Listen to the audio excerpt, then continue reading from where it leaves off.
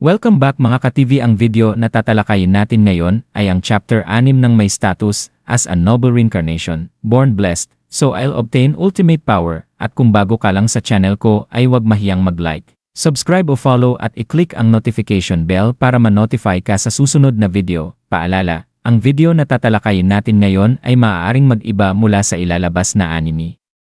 Hindi ko inaangkin ang mga drawing o anumang materyales na ipapakita. Ang layunin ko ay magpakita ng suporta at magbigay ng impormasyon tungkol dito. Ang lahat ng kredito ay nananatili sa mga orihinal na may-ari.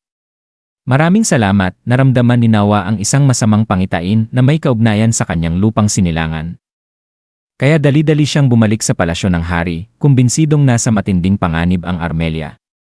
Pagdating niya, nalaman niyang may napansin na ring kakaibang mga palatandaan ang hari, bagamat hindi pa malinaw ang anyo ng mga ito.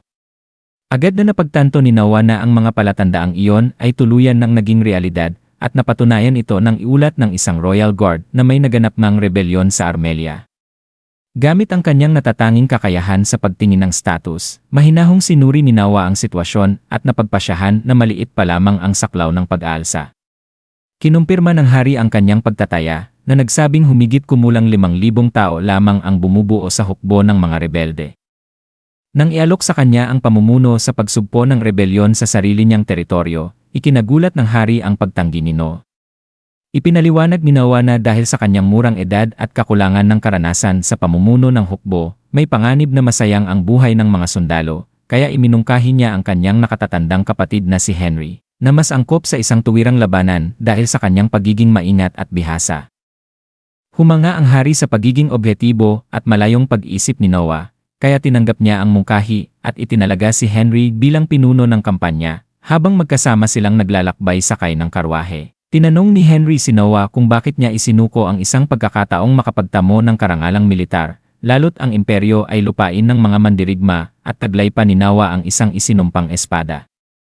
Gayunpaman, nanindigan si Nawa at ipinaliwanag na bagamat kaya niyang mabuhay sa anumang laban, ang kanyang kakulangan sa karanasan ay maaaring magdulot ng kamatayan sa mga sundalong nasa ilalim ng kanyang pamumuno.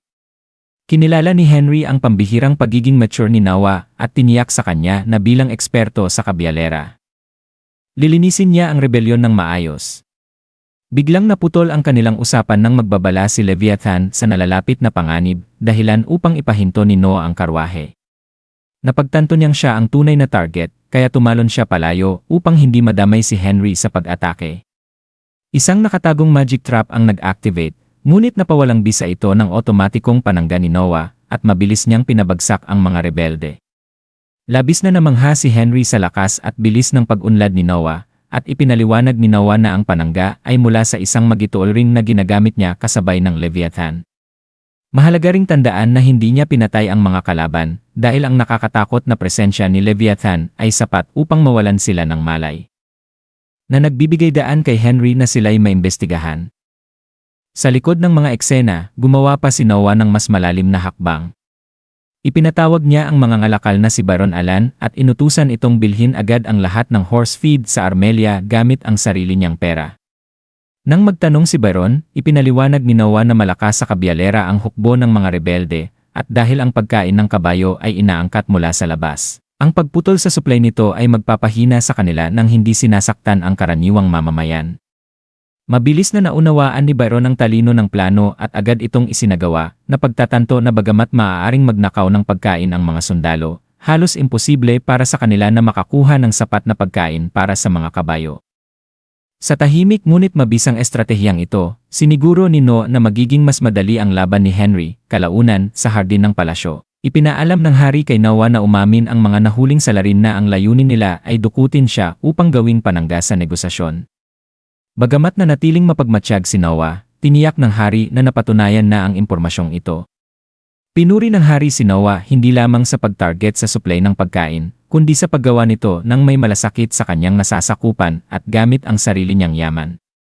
Dahil dito, ginawaran siya ng hari ng isang bihira at napakataas na karangalan, ang pagdaragdag ng simbolong espada sa kanyang crest. Isang pribilehiyong tanging ang emperador lamang ang maaaring magbigay at tanda ng sukdulang karangalang militar sa imperyo. Labis na nagulat at pinarangalan si Noah at buong galang niyang tinanggap ang gantimpala. Tinanong din ng hari si Nawa tungkol sa kanyang plano sa pagpili ng mga kabalyero at iminungkahi ni Nawa ang isang kakaiba ngunit epektibong pamamaraan. Ipinakita niya ito sa pamamagitan ng pananatiling nakaupo habang binubuhusan siya ng tubig ng mga gwardiya, na lahat ay hinarang ng kanyang panangga nang hindi man lang siya gumagalaw.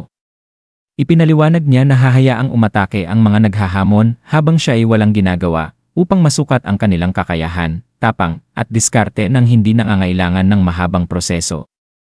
Bagamat kinilala ng hari ang panganib kung sakaling may makalusot sa kanyang depensa, natuwa siya sa determinasyon ni Nawa at pinahintulutan ang plano, buong pagmamalaking tinawag siyang tunay na anak ng imperyo. Pagbalik sa kanyang mansyon, ipinagpatuloy ni Nawa ang pagpapakita ng kanyang mga prinsipyo.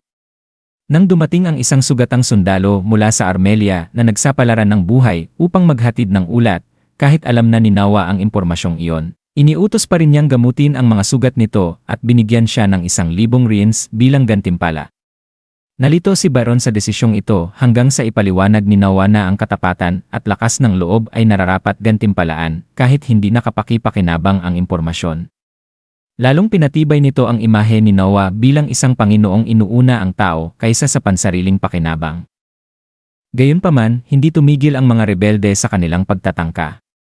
Dumating si Zoe, isa sa mga katulong ni Nawa, na nanginginig at umiiyak habang inamin na siya ay tinangka nilang suhulan at takutin upang haluan ng pampatulog ang inumin ni Nawa at ipagkanulo siya.